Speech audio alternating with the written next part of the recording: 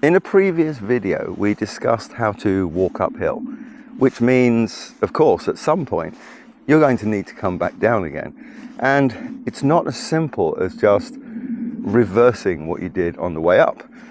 Walking downhill is a completely different thing. When you're going up, if you do nothing, most of the time, you'll just stay where you are.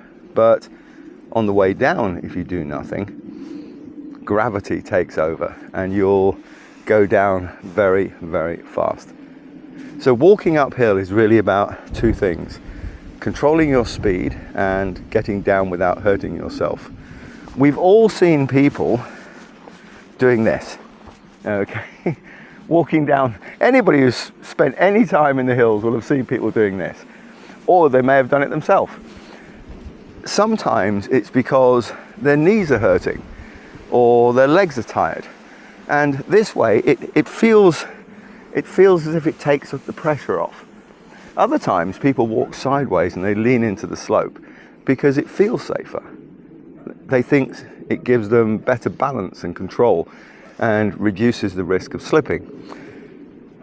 But whatever the reason, here's my advice: don't do it. It's actually the opposite of what you should be doing. If you think about it for a while, when you take a step sideways down, you're placing your entire body weight and any forward momentum, it's all being dumped directly onto your ankle joint. That's it. There's no help from your knees, no help from your big muscles.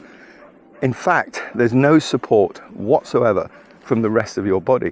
Just one small twisted joint trying to deal with everything. It feels safer because you're closer to the slope.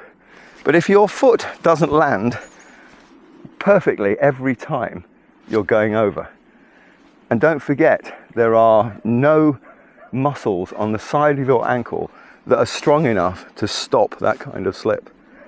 Your ankle joint is made for walking forwards, not sideways. So if you do fall, that's probably the first thing that's going to go.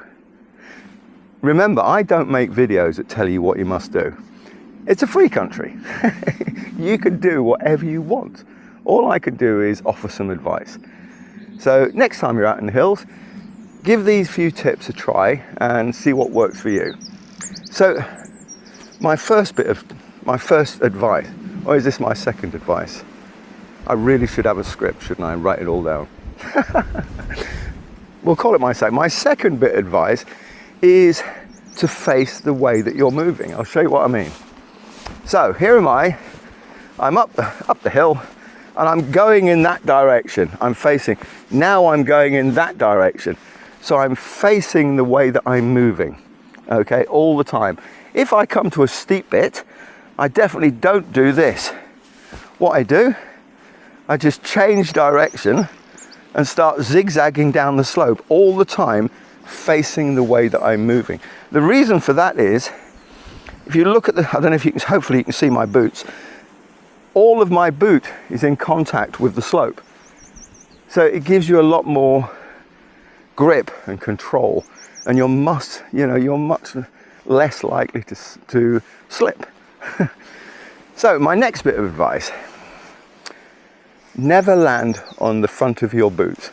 Don't walk on. I should just stay up here, shouldn't I, really? I'll do it here. It gets tiring going up there. So don't come down like this. So you're walking toes first. The reason for that is, when your boot hits the floor, it's still moving forward, and that is a slip waiting to happen. You land either flat-footed or heels first, and then just let your feet roll forward. So the front of your foot comes down.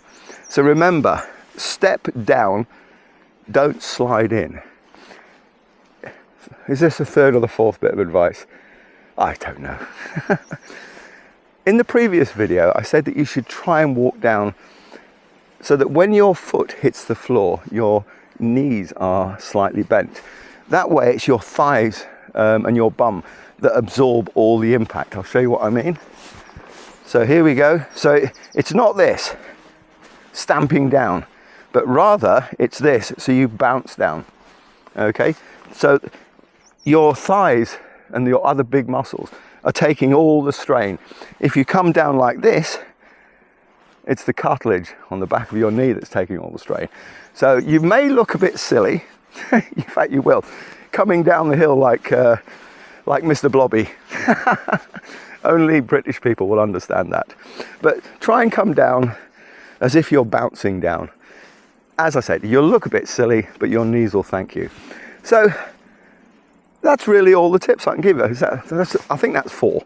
So let's have a look. So don't come down sideways. Definitely don't do that. That is a mad thing to do. Face the way that you're moving. Yeah, so if you're going that way and then you go, basically your whole body faces the way that you're going.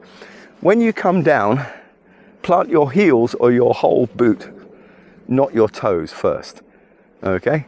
And last but not least, bounce down the hill so you take all the strain off your knees. Just one last point. If you are coming down the hill, these things, walking poles, they really will help.